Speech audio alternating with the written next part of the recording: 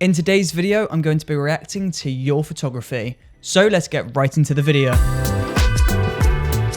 Hey, what's up? It's Chris from Brooker Films, and yes, in today's video, I'm reacting to your photography. I sent out a tweet the other day asking you to send me your best photography, and in return, I would review it, have a look at it, let you know what I think of it. So let's jump right into the first photo and let's jump onto Twitter. Okay, so this first photo comes from somebody by the name of Brooker. There's a series of 4 photos, but I'm going to focus on the second photo. And this is a photo of a person sitting on a rock looking at a waterfall in the background. And this is really nice. The composition's nice. It's nice how you've put the person in the middle of the frame. It's nice how the waterfall is just on top of them as well. If I was to improve this photo though, then I would probably crop the bottom a little bit. There's a bit of empty space at the bottom of the frame. So I'd cut that out. And once you've cut that out, you've got a really awesome photo. So nice job. Okay, so the next series of photos are from Akito, and we've got 4 really awesome pictures of Japan and Portugal. These are really cool. Now, I could talk about all 4 of these photos individually, but I'm just going to talk about the first photo, and I really love this first photo because you've really added depth to the photo. So not only do we have this temple on the right, and then we've got the city in the background, you've got this tree, you've got these leaves in the foreground, and that's adding another element, another dimension to the photo. So we've got the leaves in the foreground, we've got the building in the center, so that's our subject, and then we've got the city and the mountains in the background. It's a really strong photo. I love the use of your depth, and your composition is really awesome. So great work, Akito. Now the next photo comes from Muri, and I'm going to focus on this third photo, and that is a photo of the train tracks taken through what looks like a fence in the foreground. And like Akito's photo, this photo uses depth really well. So you've got the fence in the foreground, and then we're following the leading lines of the train tracks to the horizon. So you've got your foreground, which is the fence. You've got the leading lines, which is the train tracks. So you've got all of these train tracks following off into the distance. And that brings you up to that horizon where we can see kind of a mountain or hill in the background. So this is a really awesome use of composition and depth. So great work. The next series of photos come from Claire, and we've got this really awesome series of photos, but I'm going to focus on the last photo. All of them are great, but I'm going to look at this last photo in particular. And I really like this because you've gone to an interesting perspective. A lot of the time, beginner photographers and even filmmakers, they shoot their content from an eye level perspective. So they'll just see something that looks cool, take a photo and move on. But what's really awesome with this is you've clearly put the camera low to the ground, which gives us a really new and interesting perspective. And it's really nice because you can really see the lower aperture that you're using, because the foreground is nice and blurry, but the background is nice and sharp and in focus. So by dropping your camera down towards the ground and by using a lower aperture to blur out the foreground, you've ended up with this really awesome photo. And it's really nice as well because the composition is really nice. Great work. This photo is absolutely gorgeous. There's a few different things going on in this photo that I want to mention, and I feel like a lot of photographers can use this and apply this to their own work. So first of all, we have a really nice backlight. So we've got our backlight lighting up the back of the hand and the wrist, which is giving this halo type effect to the hand. And this is just simply by placing the sun behind your subject. I'm assuming you were shooting this at golden hour. I'm assuming that because the light is golden and it looks like the light was quite low. Alternatively, if you weren't shooting at golden hour, then you were using some sort of LED box or a light panel or a flash just off camera and shining it behind the subject. Either way though, that backlighting is really awesome, and I think that's something that all photographers should really utilize in their work because a backlight really separates the subject from the background. And then of course, I can't help but mention the bokeh. You have a ridiculously low aperture on this photo. I'm assuming this was something of around f1.4, f1.8. The background is really blurred out and it's really making that subject pop.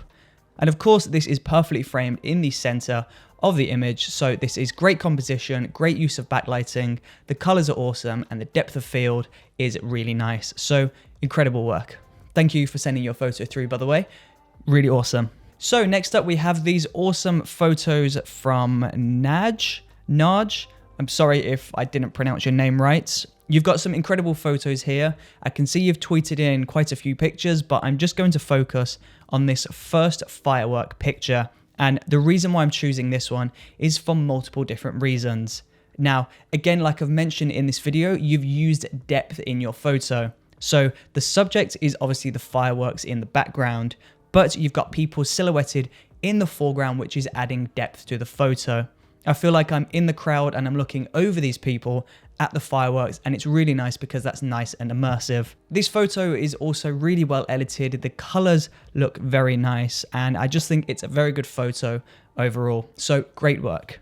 Now, next up, we have a series of photos from Claire, and with Claire's photos, I'm going to choose this second photo of this adorable, beautiful dog. The photo is really nice, and I can clearly see you've used some sort of digital SLR because you've got some very nice bokeh in the back of the shots. I also have to mention as well that it is really incredible how you managed to get the dog to look right into the camera lens.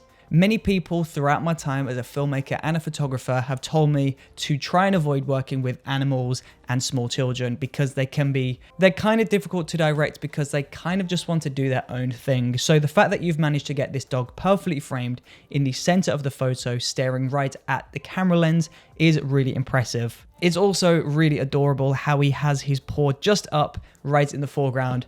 It's a really cute photo and it's a really strong photo. So nice work, really good job. Next up is Isla. Apologies if I got that wrong, but we've got 4 incredible photos, really nice. I'm going to focus on the second photo though, because I love the colors. And again, I love the depth in the photo. So the subject here is obviously this cathedral or this church in the background that's framed up in the very center of the image. And then you've got these trees around the cathedral, and you've got this nice break in the trees where that subject, that cathedral, is popping through. So really good eye finding this composition. And I also find this really awesome because you've got silhouetted subject, a silhouetted foreground, and that means you can really appreciate the colors of the sky. A lot of the time when beginner photographers start taking photos, they'll expose the subject or they'll expose the foreground, but they'll overexpose the sky, which means all of the detail and all of the color in the sky ends up being washed out because of overexposure. Whereas you've done the opposite with this. You've exposed for the sky, you've exposed for those highlights, which has meant that the subject and the foreground have underexposed. And I think this is a really interesting and really creative use of your camera. So incredible work. I think this is really awesome, and this is a very strong photo. So nicely done. Next up is this really awesome and really energetic photo from Anya. Instantly throwing me back to the summer. I really do miss the summer. And the photo that I'm talking about is this really awesome photo of this woman jumping up in front of the camera with a sunset behind her.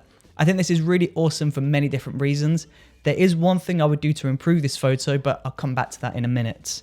So this is really awesome because the time of the day that you chose is really awesome. Golden hour, as I've mentioned, is beautiful. It's also really nice because again, you've exposed for the sky, not the subject, which means the subject is silhouetted. That looks really awesome. And the composition of the subject being right in the middle of the frame is really awesome. There's one thing I would do to improve this though, and that is to change your perspective.